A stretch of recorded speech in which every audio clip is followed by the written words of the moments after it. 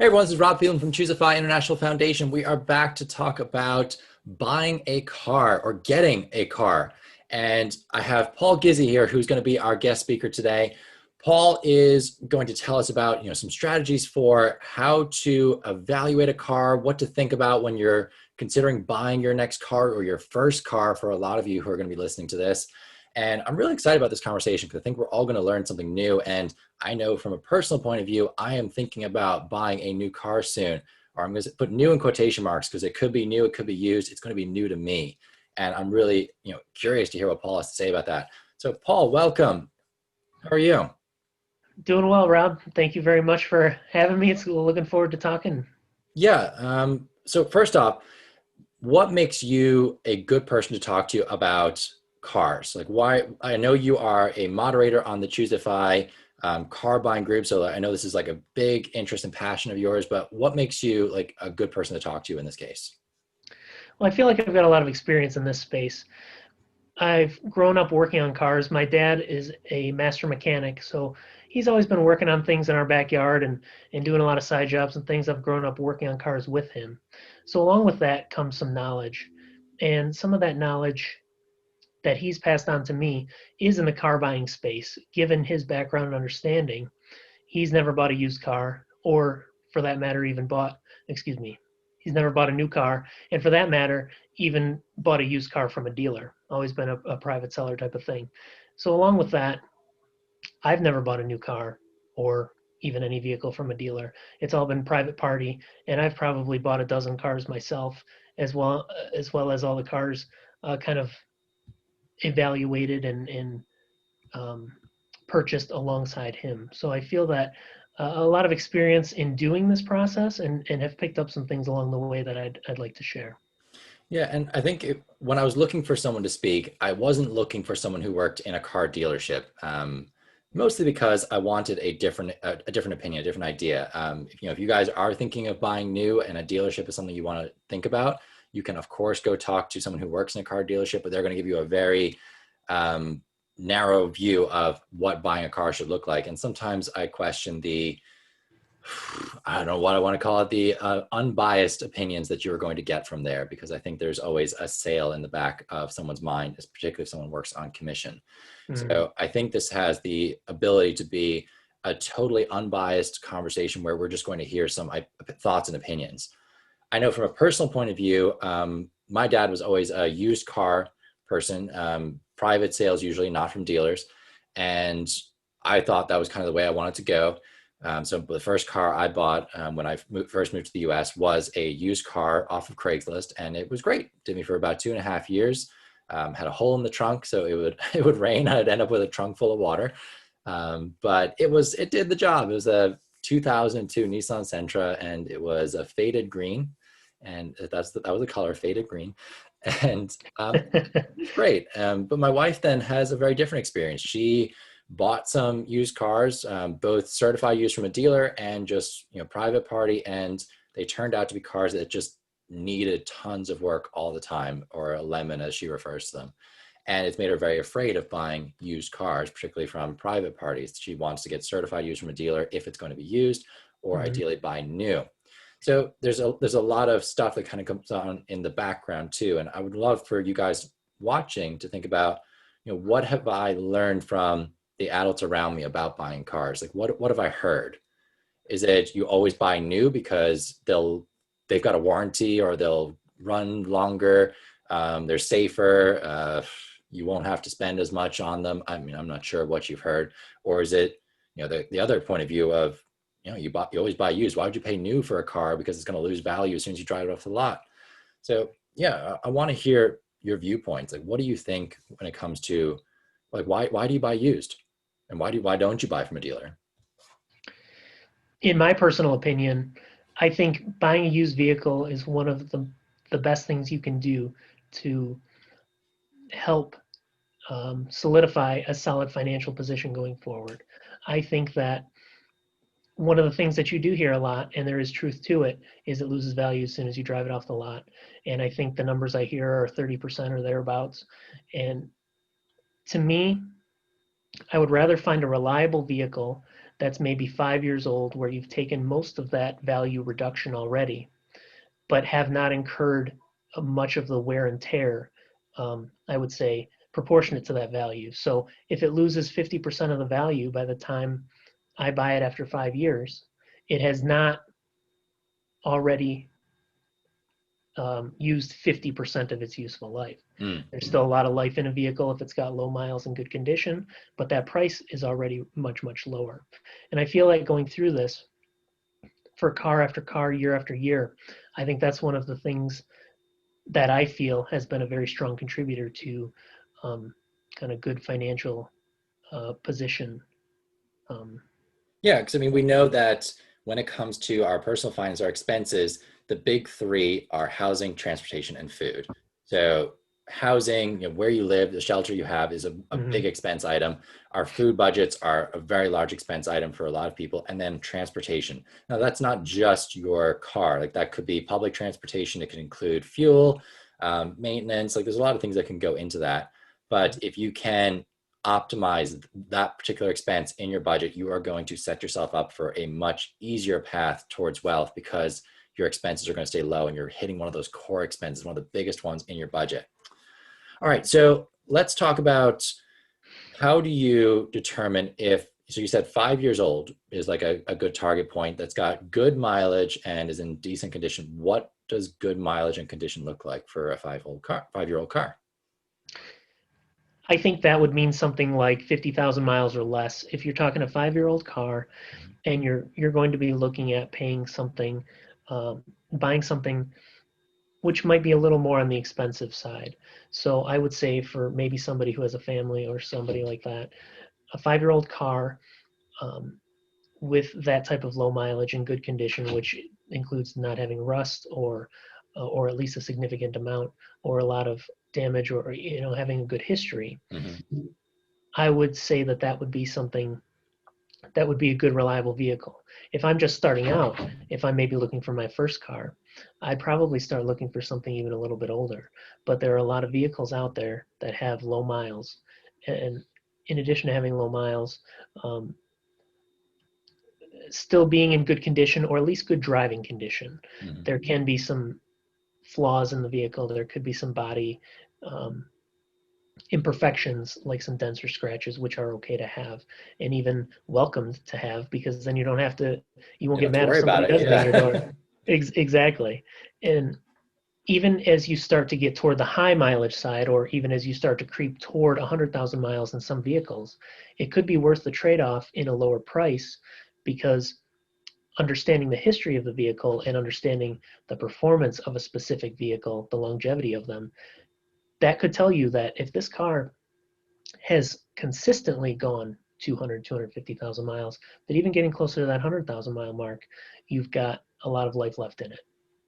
Yeah, and if you think about like an older car, you should expect to put some maintenance into it. Like there is a lifetime on a lot of parts in a car where after X number of miles or years or use that they are just going to wear out and they need to be replaced. Like that is just a standard thing that happens with machinery.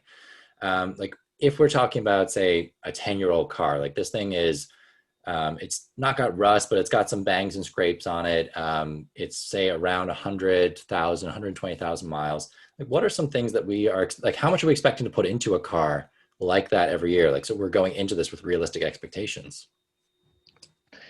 I would say you want to do anything that has any maintenance value, something that should be done as far as a maintenance schedule, and of course, any repairs that need to be made. My general rule is you want to spend less in your vehicle overall on average for the year than you would if you were to buy a newer vehicle on payment, Mm-hmm. and it would be significantly less. So if you think about purchasing a new car with a loan at full cost, full retail, you're going to have your car payment, but you're also going to have maintenance. Granted, you will likely have less maintenance and fixes that you need in these first several years, but you're going to have that consistent payment that's going to add up over time, and you're going to have this solid payment that will not fluctuate until the car is paid off. In a used vehicle, I like to spend on average less than a couple $100 a month, really, in terms of averaging out your oil changes, your repairs, new set of tires, things like that that come with an older vehicle. But really don't like to see it come anywhere near what a payment would be on a newer vehicle. Yeah, and just like so you guys are getting a rough idea, I think the average car payment for a US adult is about $335 per month. So like that's quite a chunk of change. And if you're thinking, oh well, I'm not gonna buy an older car because I'll have to do so much in repairs. I mean, you're talking about $335 times 12. Like, are you really going to put more than like three and a half, $4,000 in repairs into an older car every year? Probably not. And I would almost guarantee not. If so, like maybe find a different used car. But like that is the argument that a lot of people make. They're like, oh, well, I don't want to take the risk on having to do repairs. By buying a new car, the car is still going to get you from A to B. Like the amount of luxury in the car might be a little bit different, but the speed limits are the same. The traffic lights are going to work the exact same. Like everything is the same. It's just a place, it's just a way to get around. And you can pay a lot of money for that brand new car and you will pay it every month. The average car payment is 5 to 7 years to pay off a car.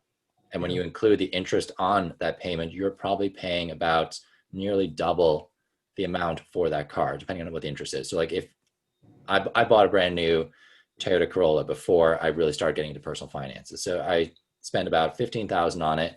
My payment every month was $270. And if I spent the full 5 years paying that off, I think it was going to cost me about 23,000 for that car. Like I would have paid 23,000, including interest, for a $15,000 car.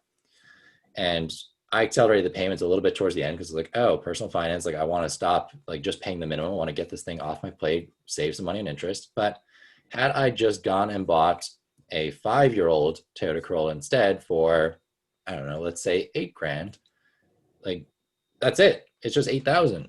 And maybe I have a little bit more in maintenance and keeping on the road. But over the 5 years that followed, I would have probably saved myself like over $10,000. And it's that mindset shift.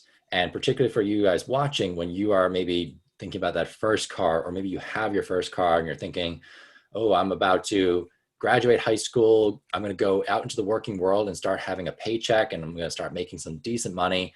First thing I'm doing is buying a brand new car. And our job here is to try and give you enough education that you can make a good decision about that, an educated decision. That's the point. We're not telling you that one way is better than another, but I want you to hear the side of the argument about not getting a new car straight away. So when we want to get a car, so let's talk to our 16-year-olds who maybe just got their license. They're excited to get that first car. What would you look for? Well, there's a couple things. I think first you want to identify what kind of vehicle are you looking for.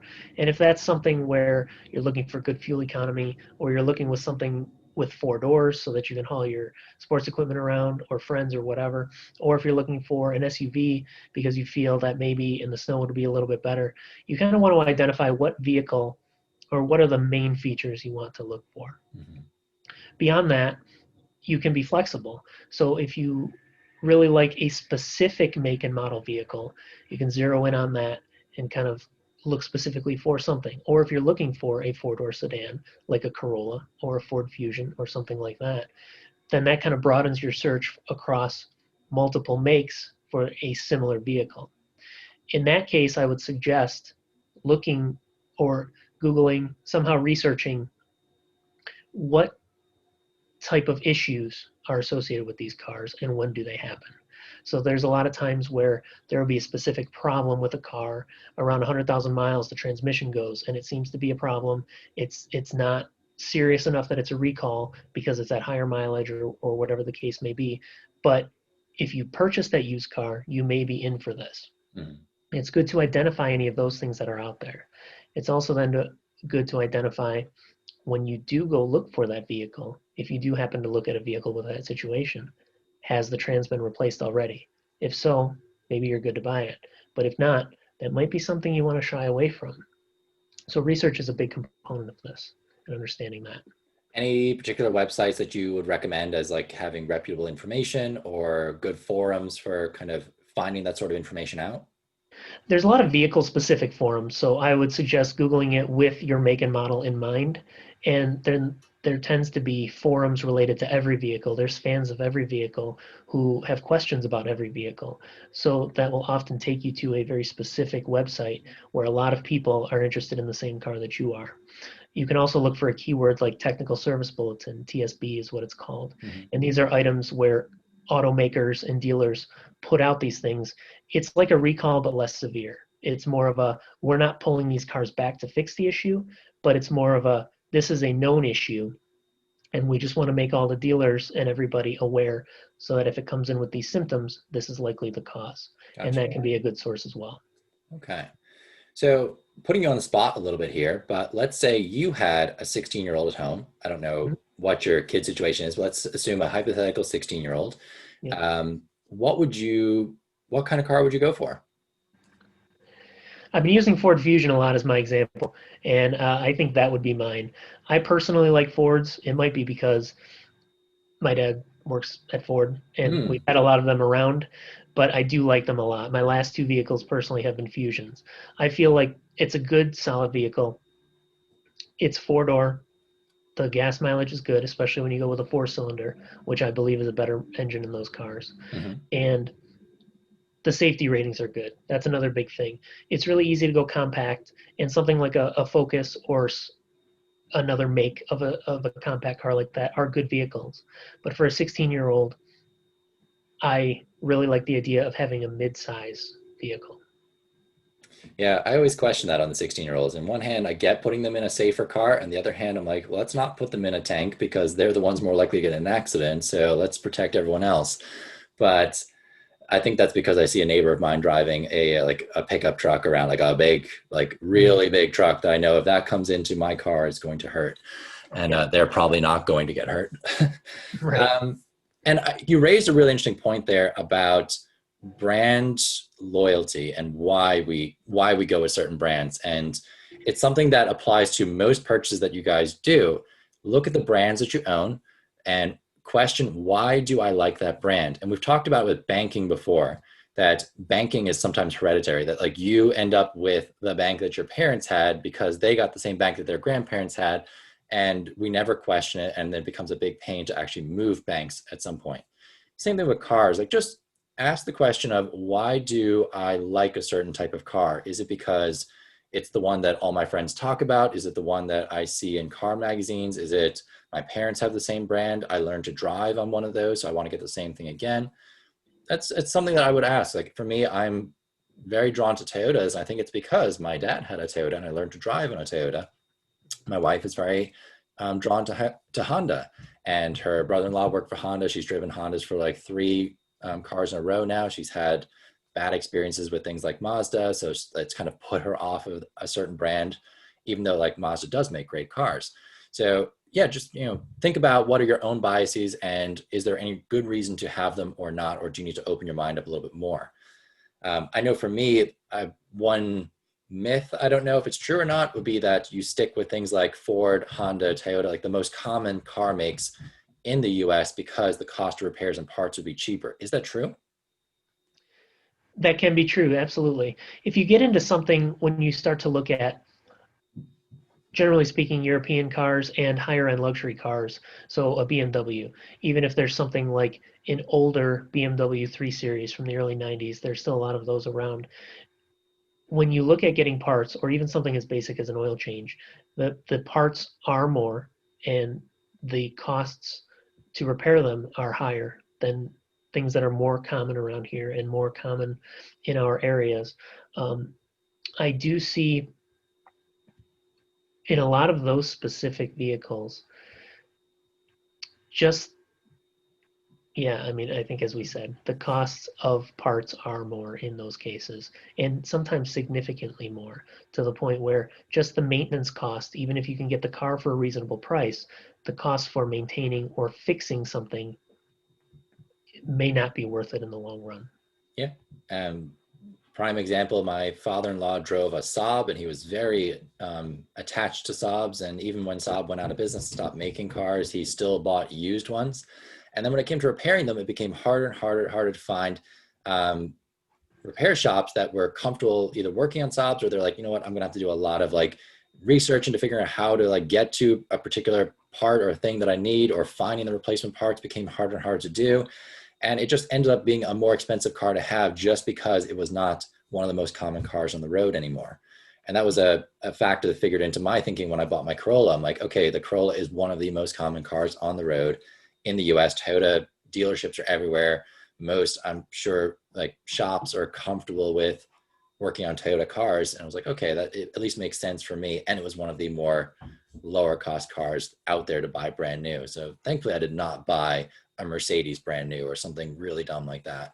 But it was still a mistake probably to buy a new car, at least in my opinion. But I'm happy that it wasn't a terrible mistake.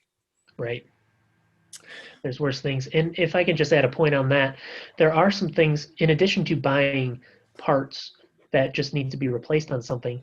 There's cases where if you maybe just get into a slight fender bender and you've got a crack in your rear bumper and you want to replace it, if you have a car that's much more common in a color that's much more common, it can be very easy to even just go to the junkyard in your local area and buy a bumper or something to that effect that's still a good part for a deep, deep discount from having to buy new or repaint it or whatever. But the fact that the cars are so prevalent and they're out there, even repairs like that can be significantly cheaper by doing something like that. And now you're talking about DIY, like even I know that you said that's like a simple repair, but like DIY on your car. Um, I would have been the person who was afraid to ever try to fix anything on my own car because I thought it was this big complicated machine that I would have no possibility of understanding how it works enough to be able to fix it or to have the tools to get the pieces off or anything like that. And for a long time, I just like I let repair shops and dealerships do everything because I was like, oh, I can't do an oil change. I need AAA to change a tire, like whatever it is. What give us the story? Like, is our cars that complicated, or is it something that could be you can get yourself to a basic enough level to do some things and save yourself some money? Absolutely. There's a lot of things you can do yourself that seem like they might be intimidating, but really aren't. And I think it's just like anything else. It's a matter of opening that box and looking in and just learning. So of course, just like anything else, YouTube is a great resource, and you can YouTube any make, model, and repair and find some type of video on it, whether it's somebody in their backyard working on it, or if it's an auto parts store or website actually putting it out as a way to help promote their products. There are many, many things you can do yourself with a simple, basic toolkit and just a little bit of understanding of how things work together. So I'm a big, big proponent of DIY and a big proponent of working on your own vehicle as long as you're doing so safely. When it comes to something like lifting a car or getting underneath it, you have to be very, very safe and really truly know what you're doing. Because if you get under that car and it's not supported correctly, that's um, Asking for a really heavy thing to fall on you, I'm guessing. yeah, you're betting your life that you've supported it correctly. And so what you're looking to do, so you want to be very careful with that, and you can very easily understand what the correct way is by determining what the lift points are on your specific vehicle through a YouTube video or something, and also understanding the proper tools to do that. But when it comes to even doing something on top of the car, something as simple as changing a battery or changing a belt if needed, you can do those very easily with the help of a YouTube video and just some instructions, maybe even from a service manual. I buy a service manual for every car that I own, and there's a lot out there. There's like a Chilton or Haynes, which are kind of overall high level books, but I like to buy the manufacturer specific book, and they're about this thick. And I've got three of them over here because I'm working on something on one of my cars now. But they give you step by step specifics. They give you torque specs, so you know not to how to appropriately tighten a bolt, and just everything that you could possibly need detailed out. And then there's other things, like I said, in YouTube or some of these vehicle forums that fill in some of the color around those instructions. So there's a lot of things you can do to go down this path, and I think that it's very, very worthwhile for somebody to tackle. Very cool. That's something I did not know. So yeah, new pro tip. Get the manufacturer's manual for the car if you're interested in doing some of the DIY repairs yourself, because there's step-by-step instructions there, and YouTube.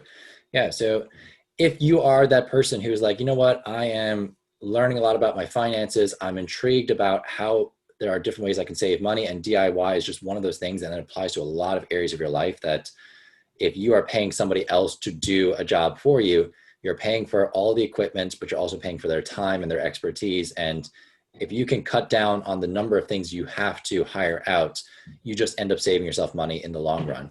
And there are things that you do hire out because the consequences of messing those up can be quite high. Like, so something electrical is wrong in your house. Like, it is usually worth the time to get an electrician to fix it, because if you do screw it up, there is the potential of your like house burning down or something like that. Or plumbing is something I just don't touch. I'm like, I do not need my house flooding, but there are some basic things that I would do. And it all becomes like your level of comfort. Like, what do you feel you're educated enough to do? And then you take it to another level. You find somebody maybe to mentor you or to coach you through things, or to, look at your work and see how you did.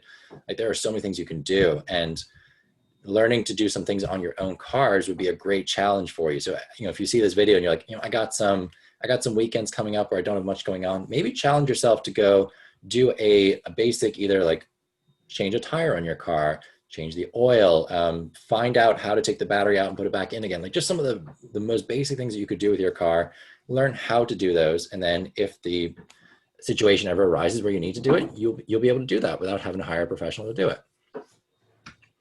All right, so we've covered a lot of different things about cars so far. If we are, let's see, I'm going to go switch to my situation now. I've got a car. It's been a great car. It's my wife's Honda Civic. It's 10 years old. It's got nearly 200,000 miles on it. It's doing great, but it's no longer doing its job the way we need it to. So we have young son at home. We've got all the bells and whistles that go with having a kid. And like, our back seat is just like crammed with his stuff at the moment. We just need a little bit more space in terms of like what we're thinking. And now the AC just went on the car, and the mechanic who we do trust. So I think finding a mechanic you trust is a very important thing. Mechanic we trust is telling us, it's probably, this is hard to tell, and I could start replacing parts to try and figure out what it is, but it's probably going to cost you like $2,500 to do that. And the car's value at the moment is less than $2,500. So we're at that point of, okay, maybe it's time to plan to get a new car. And the big point here is plan, as opposed to, oh, I need to buy a car tomorrow. That's when you really end up in situations where you get cars that are not good for you. They're too expensive because you didn't have time to plan and prepare. Yes. So we want to replace it. What questions would you ask me if I'm trying to figure out like what I should do? Well, I think you've already certainly done the right analysis of determining if this fix is something that is more than what the car costs, or it's not worth it to put into the car. Finding the right vehicle, finding that this is the right time to make a change. So like, there is that question, like, yes, a new car is going to potentially be 10 times more than repairing this car, but we also had the other need in the back of our head for a bigger car as well. So like, we did actually weigh that out. We're like, yes, a new car could be 25,000 versus a 2,500 repair. Like, do we want to go that route or not? And it's just that we were planning in our heads to make this change at some point. So this might be the reason to go do it. So yeah, I do think that's something you should evaluate along the way. Absolutely. So then I think the next step would be searching for a vehicle. Now, so you've kind of determined what your wish list is. You're looking to say, we want something a little bit bigger, and maybe that's an SUV, or maybe if it's a little bit larger sedan. But now the next step is to search for a car. Mm-hmm. And so I think then what you really want to do there is see what's out there first and foremost in your local area. So you want to check any marketplace type of sources that you have. I think one of my favorite places is Facebook Marketplace right now. That seems to be where a lot of people are selling a lot of things. It's a good platform. I've bought my last couple of cars from that platform. So really seeing what's out there, what's in your local area, set your search parameters at within 20 miles of home or whatever that may be. Seeing what kind of vehicles are common. Craigslist is another one that seems to be a little less popular lately. I think that's kind of declining, and I think they're actually maybe charging now for some of this activity. So I don't think that there's a lot going on there, but in the past I've used that a lot as well. I do like Facebook a lot because you can kind of see a person there. You feel a little bit safer, kind of knowing that you're dealing with a real person. Yes. So that's a good thing. I'd also suggest as you're driving around, just keep your eye open. More so in the past, not as much anymore, but still every once in a while, you're driving down a busy road. There might be a car with a sign in it, for sale sign on the corner, in a parking lot, or driving next to you.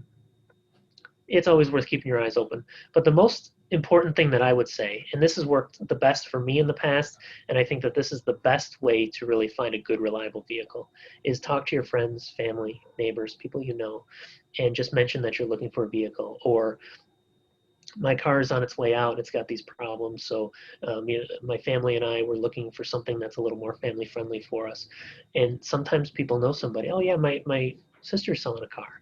Or another way to approach that is talking to somebody that you know. Like somebody comes over to your house, maybe a family member, and they have a vehicle that's 4 or 5 years old that you know they take very good care of. They keep it in the garage. It's always washed and clean. You can always mention to them, if you're ever looking to sell that, give me a call. Let me know. I'd be interested in buying it. And I've bought several cars that way down the road, which I know is a good, reliable, well taken care of vehicle. Because usually the best vehicles never make it to market. The best condition used vehicles are passed within a family or passed within people you know, because there's always somebody eyeing that vehicle. And so that's a good way to approach that as well. It's great advice. Yeah. So use your network and let them help you. So let Yep. people know that you are in the market for a car. Give them some indicators of what you're looking for, I'm sure, so that they're not sending you like, oh, this person's selling a Honda Civic. And you're like, well, I would really like a SUV. So that doesn't help me very much. Yep. Great advice. I guess a fear that I hear a lot is that if you see a for sale sign on a car or someone's posting a car for sale, there's got to be something wrong with it. Like, why else would they be selling it? If it's a good car, why are they selling it? So what do you got? What do you got to say to that? There's a whole lot of reasons why someone could be selling a vehicle. And, I think, and what I've done in the past is you just ask them. I don't lead with it. I don't call them up and say, hey, why are you selling this car? But throughout the course of conversation, this seems like a decent vehicle. It's kind of something that I think I'd be looking for. I'm just curious, why are you selling it? After you're kind of comfortable with that person, and oftentimes they'll tell you, well, it was my kid's car who just went to college, and they don't need a car over there. Or maybe it was my mother's car and she's not driving anymore. Or maybe it's, well, we just decided we wanted a new car, and the dealership was offering some incentives, and we took advantage of that. So there's a myriad of reasons that someone could be selling cars. Um, it's generally not because there's just all kind of problems and they just want to get rid of it. That's generally not the case. Hmm. So it doesn't hurt to ask them and understand in a way that's a normal conversation and not an accusatory type of thing. Yeah, and I think that was a big deciding factor in the last used car I bought. So I bought it from this woman in DC, and I did ask eventually. I was like, so why are you selling it? It seems like a decent car. Like everything you're telling me about it seems great. So why are you looking to get rid of it? And she said, like, I'm moving to New York City. I'm going to use public transport. I don't want a car there because it would cost me more money to have it. I'd never use it. And I was like, well, great. That's a great reason to give it up. So like you wouldn't be selling it except for the fact that you don't need it anymore. So that tells me that it's probably a decent enough car and it'll do exactly what I need it to do. And that's what, sealed the deal for me. And I immediately pulled out my checkbook and paid for it. Yeah. Um, Anything else that we should look for when it comes to used cars? Because I think like we've really covered a lot here in terms of how to evaluate a car, what to look for, some of the decision-making things that should come into play. Is there anything else that we're missing? I would suggest knowing your market. Once you've zeroed in on a car that you're looking for, or at least the type of vehicle that you're looking for, understand by looking at Facebook Marketplace and some of these other sources out there, understand what the value of that car generally is. And there's a relationship between age, mileage, overall condition, and geographic area. So you really want to understand, because your area matters. If you're looking at a car 2 states over, that could be a high cost of living, or it could be a car, an area where maybe there's a lot of bad weather and cars rust out very easily, that really impacts the value of what it is. So understand the value in your area, and understand on the sliding scale of lower mileage and condition versus cost, and how those interact with each other for that specific vehicle. A lot of that's done with market research, as I just mentioned. It can also be done through kellybluebook.com is one of my favorite websites to evaluate the general price of a car. You can put in your options and the year of the car, the mileage, your area, things like that, and look for the private party value, which will give you an accurate, at least ballpark accurate number of what you should be shooting for. They don't necessarily, you can't print that off and hand it to somebody and say this is what it's supposed to be, this is what I'll pay you, but it'll at least get you in that ballpark. Mm-hmm. um, Also, along with understanding that market, knowing how often these cars pop up. So if I really want this Ford Fusion and I really want it with 60,000 miles or less, if I'm just kind of in the process that you're in of planning and starting to look, if 20 Fusions pop up with less than 60,000 miles, I know that there's a lot of opportunity out there. And that if I don't jump on this one specific one, I can probably still get a hold of one. If Fusions are really desirable in your area and people aren't letting them go, and one pops up after 5 months of looking, you're going to want to get there and you're going to want to really look at it and maybe purchase it if that's really what you've got your sights set on. You want to make sure that you understand the availability of that vehicle in your area as well. And yeah, and you talked about like looking for the visual signs that something's a good car. So lack of rust or little rust. I think you said like looking for dent scratches, that sort of thing. Mm-hmm. How else do I tell if something is a decent car, or do I need to take it to a mechanic and have them look at it? Well, you certainly can do that. And if you have somebody, or somebody in your family has a mechanic that they very much trust, because that's the key. There's a lot of bad mechanics out there who give the business a bad rap, but there's a lot of really good mechanics who just want to do the right thing and do right by people. And if you have one of those and you trust them, it certainly doesn't help. It certainly doesn't hurt anything to take it there and have it evaluated professionally.